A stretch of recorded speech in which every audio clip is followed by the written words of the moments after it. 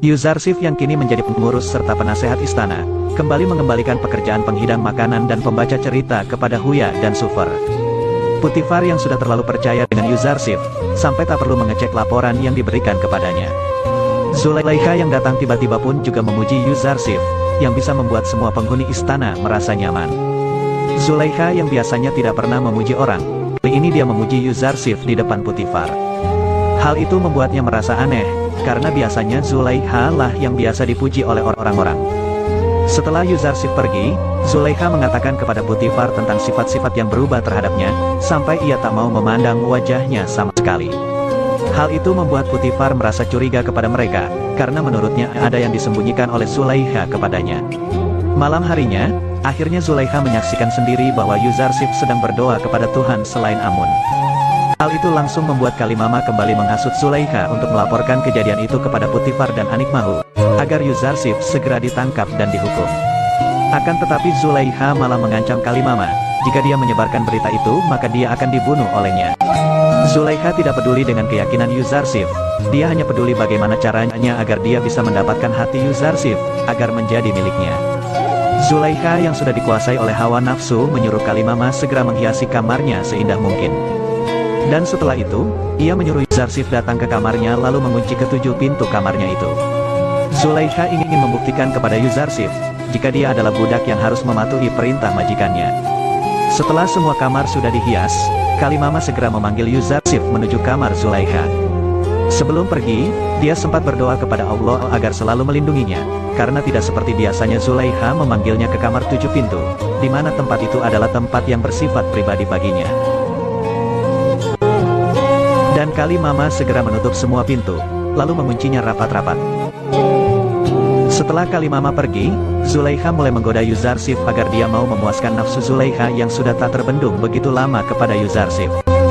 Tapi Yuzarsif langsung menolak perintah Zulaikha itu, karena dia tidak ingin mengkhianati Putifar yang sudah baik kepadanya. Zulaikha yang sudah dikuasai oleh setan, tetap memaksa Yuzarsif dengan beralasan bahwa seorang budak harus menuruti perintah majikannya. Akan tetapi Yuzarsif lebih mematuhi penciptanya daripada majikan yang hanya menginginkan hawa nafsu setan. Saat Yuzarsif memandangi wajah Zulaikha, dia terlihat sangat buruk rupa, dan mengatakan Yuzarsif akan mematuhi perintahnya selama tidak bertentangan dengan perintah Allah.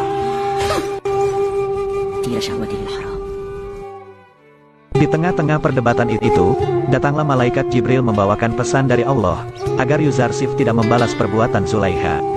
Sebentar lagi dia akan menuduh Yuzarsif sebagai orang yang memaksa dengan menggunakan kekerasan. Dan saat itu Yuzarsif akan dinyatakan bersalah.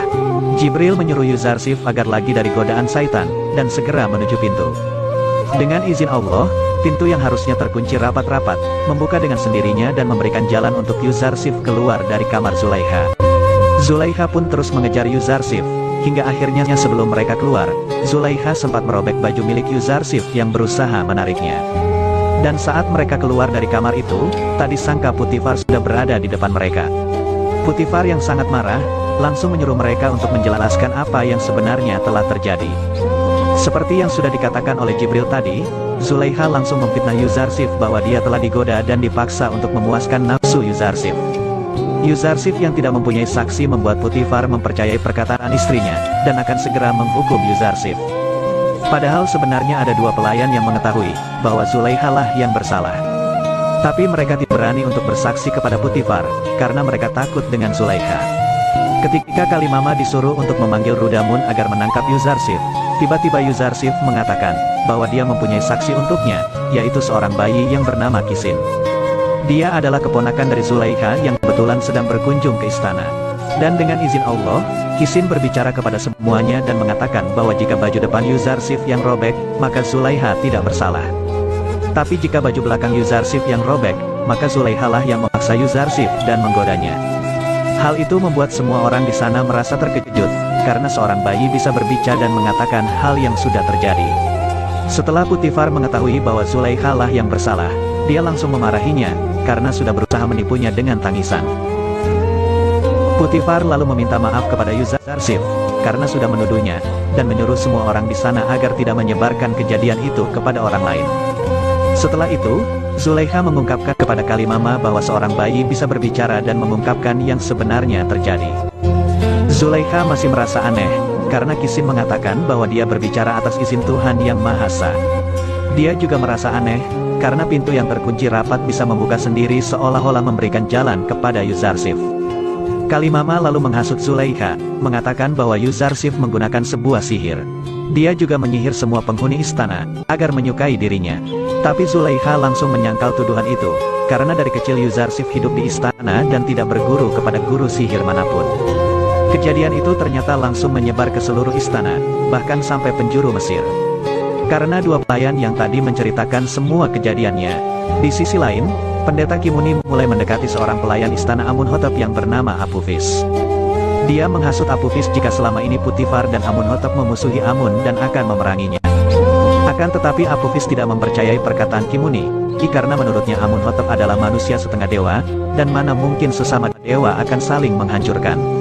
Tapi Kimuni tetap menghasut Apophis dengan mengatakan bahwa Putifar dan Amunhotep sering menghina Amun dan para pendeta kuil. Kimuni juga sempat membahas skandal antara Zulaikha dan budak Ibraninya, yang menurutnya itu adalah kutukan dari Amun untuk Putifar dan keluarganya. Dia juga menyuruh untuk menemui Anik Mahu, agar aku bisa percaya bahwa yang dikatakannya itu adalah benar. Singkat cerita, saat masyarakat sedang mendengarkan Amun berbicara, terlihat ada seseorang yang penasaran dari mana asal suara dewa Amun itu. Ketika dia memandang di sebuah jendela, Amun langsung memarahi orang itu dan menganggap dia kafir, karena telah meragukan Amun. Dan ternyata selama ini yang berbicara dan mengaku sebagai Amun adalah Anik Mahu, yang bersembunyi di balik jendela kuil yang ada di atas. Tapi semua warga Mesir tidak mengetahui hal itu, karena mereka sudah sangat fanatik dengan Amun dan takut akan kutukan darinya. Sementara itu Zulaikha mulai cemas, karena berita aibnya sudah tersebar ke seluruh Mesir.